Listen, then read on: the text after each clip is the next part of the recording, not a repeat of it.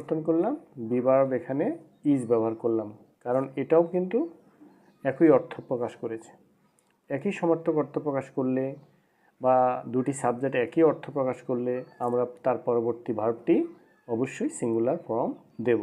তাহলে এই হলো আমাদের আজকের রাইট ফর্ম অফ ভার্বসের 16 নম্বর রুলস। আমি আবারও তোমাদের উদ্দেশ্যে রুলসটা আবার একটু পড়ছি। অ্যান্ড দ্বারা যুক্ত, কী দ্বারা যুক্ত? অ্যান্ড দ্বারা যুক্ত। অ্যান্ড দ্বারা যুক্ত দুটি সাবজেক্ট সমষ্টিগতভাবে একটি অর্থ বোঝালে, মানে দুটি সাবজেক্ট হবে ঠিক কিন্তু অর্থ বোঝাবে একই ধরনের বা একই জাতীয়, তাহলে ভার্ব সর্বদা সিঙ্গুলার ফর্ম হবে। যেমন slow and steady, win the race পরিবর্তন হবে উইন্স দ্য রেস। আবার rice and curry be my only food, এটা হবে rice and curry is my only food.